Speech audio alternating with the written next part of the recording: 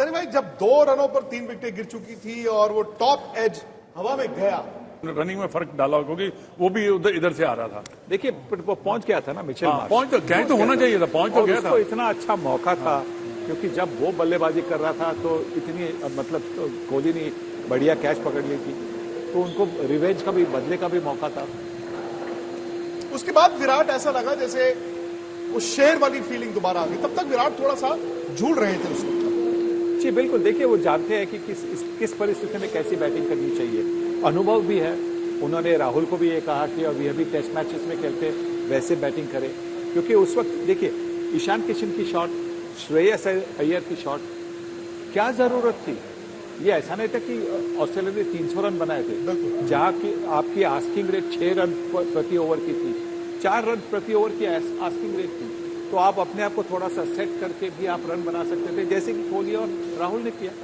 क्या जो 200 का टारगेट था वो इतना मतलब डिफेंड कर ही नहीं सकते थे आप, क्योंकि ऑस्ट्रेलिया ने स्टार्टिंग में तो वो स्पार्क दिखाया, जिस तरीके से हमारे विकेट भी गए, धड़कनें रुकी सबकी, लगा कि शायद कुछ भी हो सकता है।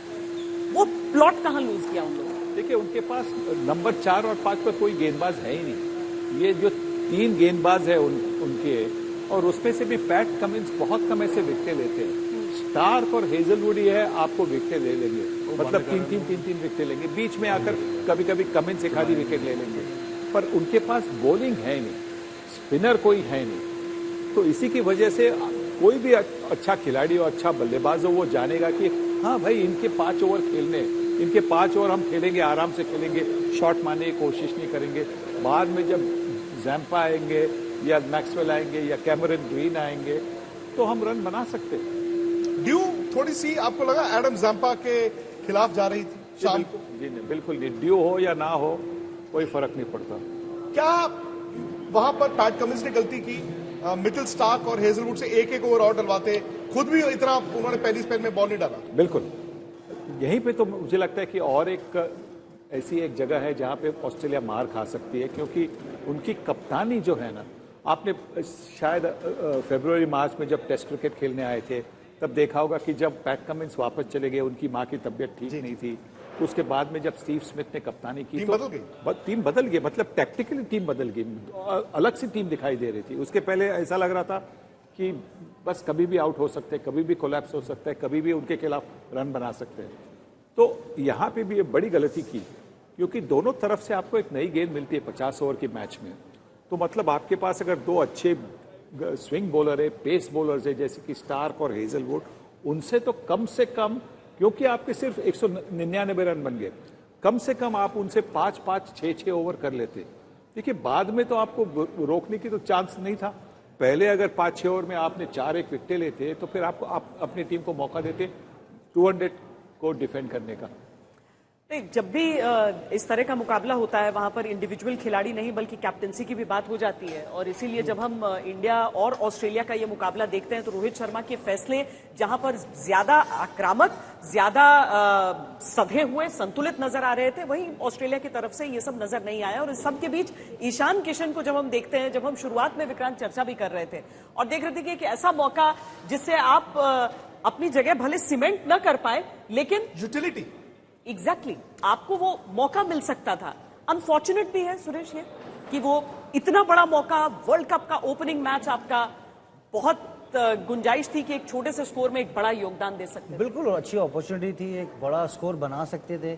लेफ्टी होते तो जैम्पा बॉलिंग नहीं कर पाते, जो 10 ओवर डाल के गए हैं वो, फिर कैमरून ग्रीन भी लेफ्टी राइटी का कॉम्बिनेशन आगे बढ़ता, वो लगता है वो गलत शॉट खेले। जब स्विंग होता तो आपको 3-4 ओवर देखना चाहिए। जैसे सनी भाई ने अच्छा बोला कि 6 रन का रन रेट तो चाहिए नहीं था, मुश्किल से 200 रन चाहिए थे।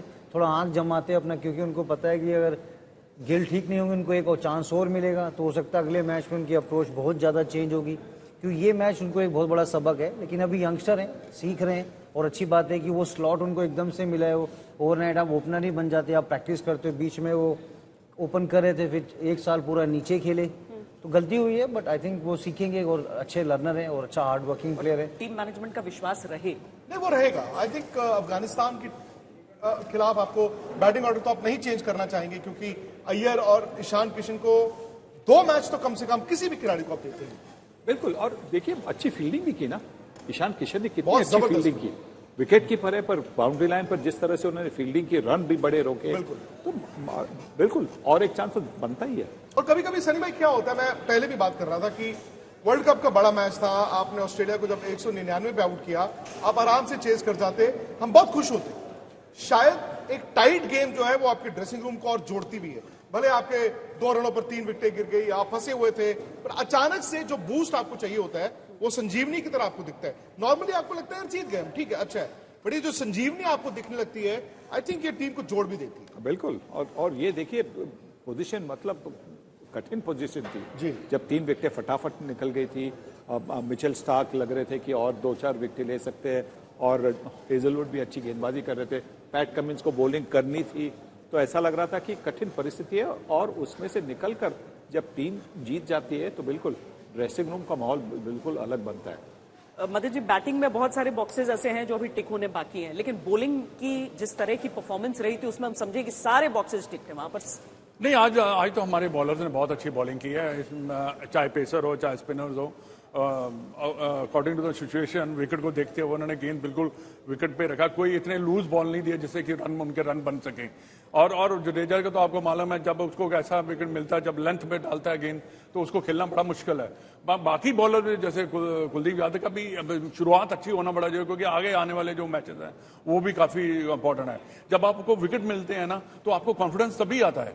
और उसके बाद अपने अश्विन ने, और देखिए पेसर तो जसप्रीत ने आपको स्टार्टिंग कर दिया था। सबसे अच्छी बात इंडियन टीम की हुई है कि जसप्रीत बुमराह फिट होकर आए, क्योंकि शुरू में मैं हमेशा कहता हूं कि आपको ब्रेक थ्रू मिलना बड़ा जरूरी है। आपने टॉप क्लास बल्लेबाज को आउट कर दिया, वहां से ही एकदम दूसरी टीम बैकफुट पे चले जाती। पर आज बॉक्सेस मोर और लेस टिक हो चुके हैं, बट थोड़ा सा जो शॉट जितने थोड़े बहुत गलते हैं उनके क्वेश्चन मार्क बस 10-15 मिनट ऐसे थे जहां पर शायद भारत को बेहतर होने की गुंजाइश है वहां पर, लेकिन गेंदबाजी जैसे मदन जी ने कहा, आमतौर पर हम कह रहे हैं ना, स्पिनर्स ने, बुमराह ने भी जो बॉल डाला है और सिराज ने भी जो बॉल डाला है, वो आपकी यूनिट को हौसला भी देते हैं। श्वेता, सवाल है कि अब नेक्स्ट दिल्ली, आप कितनी एक्साइटेड हैं आज की जीत के बाद? मतलब सुबह से लेकर शाम तक कोई आपके जहन में या सोच में कोई परिवर्तन? नहीं, परिवर्तन सिर्फ एक आया है, और वो वाकई में एक सवाल के तौर पर पूछना चाहूंगी विक्रांत, कि ऑस्ट्रेलिया जिसे हम इतना बड़ा हुआ, और फाइनल में शायद हम ये सोच रहे थे कि इंडिया और ऑस्ट्रेलिया वापस मिल सकते हैं, क्या ऑस्ट्रेलिया का रुतबा गया है? देखिए, उनके पास वो नंबर 4 और 5 की जो गेंदबाज है, वो एक बड़ी चिंता होगी हर एक टीम के खिलाफ। इंग्लैंड के खिलाफ भी ये 4 और 5 के अगर गेंदबाज आपके लिए काम नहीं करेंगे, तो फिर मतलब जो 10-15 ओवर करने हैं वो अगर आपके लिए काम नहीं करेंगे तो फिर मुश्किल होगा। तो मुझे लगता है कि जैसे मैंने पहले भी कहा था कि फेवरेट्स है इंग्लैंड, क्योंकि उनकी पूरी ऑलराउंड टीम है, उनके पास ऑलराउंडर्स है। ऑस्ट्रेलिया के पास कोई वैसे ऑलराउंडर है नहीं, शायद स्टॉइनिस है, स्टॉइनिस के आने से शायद इंजरी है। हाँ, स्टॉइनिस के आने से शायद थोड़ा सा फर्क पड़ सकता है, पर जब तक उनके पास नंबर 3 और 4 पर ऐसे बल्लेबाज है, वो ओवर सिर्फ खाने वाले हैं, रन नहीं बनाने वाले हैं। यानी कि ऑस्ट्रेलिया की आप 2 विकेटें जल्दी ले लें, बिल्कुल, तो रेट जो है रुक जाएगा। बिल्कुल, हाँ वैसा ही हो रहा है। आज क्या हुआ? आज शुरुआत में वार्नर से ज्यादा रन स्मिथ ने बनाए, पर सब लोग जानते हैं कि जब स्पिनर आते हैं तो स्मिथ को आप रोका जा सकता है। नहीं, स्मिथ जिस गेंद पर आउट भी हुए इसमें, हाँ हम उसको कह रहे हैं, मैं जबरदस्त गेंद थी, मतलब स्मिथ को वहां से बीट करना, लेकिन स्मिथ का अगर आप स्टांस देखें या जहां पर उन्होंने फिनिश किया, मतलब समझ नहीं आ कि ये स्टीवन स्मिथ है। नहीं, जिस तरह से आप देखिए कि उनका पैर बिल्कुल टुवर्ड्स द अंपायर था, वो जब आप लेफ्ट आर्म को खेलते हो थोड़ा कवर्स में रहता है आपका फ्रंट फुट, आप थोड़ा ब्लॉक करते हो, कवर्स और पॉइंट के बीच में खेलने को देखते हो। जैसे सनी भाई ने बहुत अच्छा बोला, एक अश्विन ने उनको एक कैरम बॉल डाला था, तब से उनके जहन में चल रहा था स्पिन, और एकदम से ऐसे लगा कि बिखर गई गिल्लियां सबकी, और अपने ड्रेसिंग रूम में पैनिक ले गए। बिल्कुल उस तरह से जड्डू को इतना ही स्पिन चाहिए, वो खेलने नहीं देगा। इसलिए आप देखेंगे टेस्ट मैच में वो कितनी बार हमने दफा देखा, बहुत बार आउट किया उसने। वो जड्डू को सिर्फ इतना ही स्पिन चाहिए चेन्नई विकेट में, वो चेपक में चिपक के गेंदबाजी करते हैं।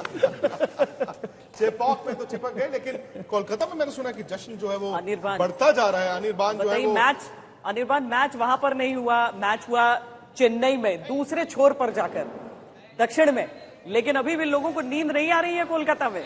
देखिए मैच तो हुआ है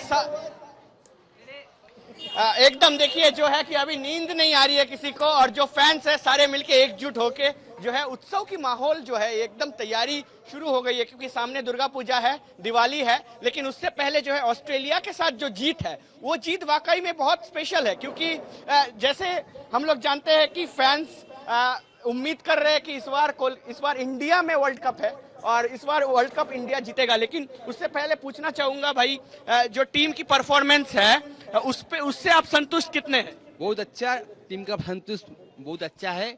इस साल हम लोग चैंपियन बनेंगे ये आशा रखते हैं। और दुर्गा पूजा और काली पूजा का सेलिब्रेशन अब डबल हो जाएगा। हाँ सचमुच, क्योंकि अभी 3 डबल होने वाला है और मैच भी बहुत अच्छा हो रहा है, हर टीम अच्छा खेल रहा है। हम लोग को खेला देख के भी मजा आ रहा है और बहुत अच्छा करेगा इंडिया, वो तो डेफिनेटली करेगा। ईडन गार्डन्स में इंडिया साउथ अफ्रीका का मैच है, तो आप सब जाएंगे चीयर अप करने? हाँ हाँ जरूर जाएंगे। इंडिया इंडिया इंडिया जीतेगा भाई, जीतेगा जीतेगा भाई, जीतेगा इंडिया, जीतेगा भाई, जीतेगा इंडिया, जीतेगा। तो देख सकते हैं कि बहुत सारे मैच तो बाकी है, लेकिन फिलहाल अभी जारी है जो सेलिब्रेशन है। लेकिन एक प्रश्न जरूर उठता है कि जो इंडिया की ओपनिंग साइड है, अभी शुभमन गिल हालांकि रेस्ट में है, लेकिन रोहित शर्मा का कंसर्न और जो ओपनिंग साइड का कंसर्न वो तो बहुत बड़ी कंसर्न है। वो मैं विक्रांत सर और जो सारे हमारे जितने भी मौजूदा अभी एक्स प्लेयर है उनसे जरूर पूछना चाहूंगा ये बात।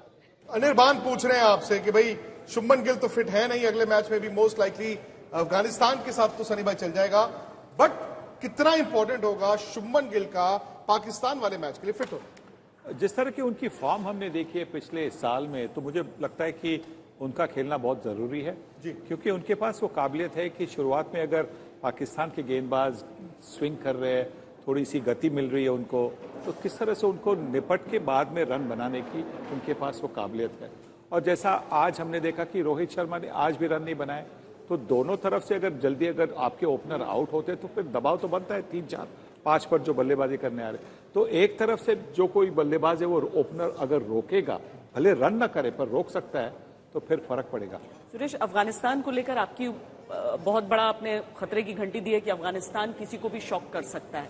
इंडिया का अगला मैच अफगानिस्तान से, शुभमन गिल मुमकिन है कि अगले मैच में भी न खेलें, तो भारत को इस रणनीति से तो कम से कम नहीं उतरना होगा। जी बिल्कुल, और उनके पास स्पिनर बहुत अच्छे हैं, राशिद खान है, नूर अहमद है और नाबी है। उसके ऊपर देखेंगे गुरबात बहुत अच्छी फॉर्म में, उनको भी थोड़ा एप्लीकेशन दिखाना होगा, क्योंकि दिल्ली का विकेट ना उतना स्पिन होगा नहीं, छोटी बाउंड्री है सामने, तो इंडिया तो डेफिनेटली उनका अपर हैंड है। लेकिन सनी मैंने जैसे बोला कि अगर ऊपर दोनों आउट होते हैं तो आप ईशान किशन को 5 नंबर खिला सकते हैं, क्योंकि मिडिल ऑर्डर आपको एक लेफ्टी बैट्समैन चाहिए होगा आने वाले टूर्नामेंट में।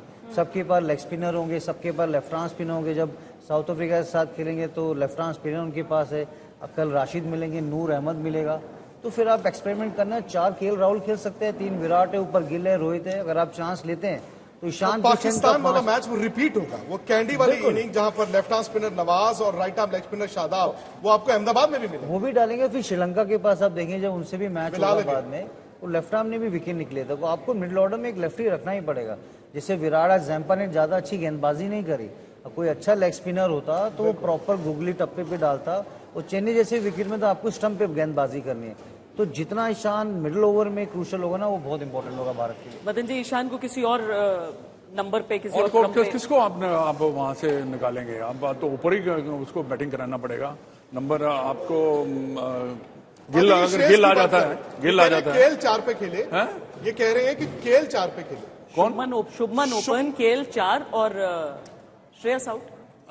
श्रेयस अय्यर और नहीं, अब एक चांस तो उनको देना चाहिए अभी अफगानिस्तान के। अफगानिस्तान तो मिलेगा, ये आगे पाकिस्तान के मैच की बात करें। पाकिस्तान के मैच के तब देखेंगे जब ये फॉर्म में आ जाए, हो सकता है कि 100 कर जाए। चलिए, आज तो जश्न का दिन है। आज तो भारत ने अपने वर्ल्ड कप अभियान की शुरुआत की है, वो भी ऑस्ट्रेलिया के सामने। चाहे ऑस्ट्रेलिया का प्रदर्शन जैसा भी रहा हो, हुआ तो इंडिया के सामने ही कमजोर है। बिल्कुल।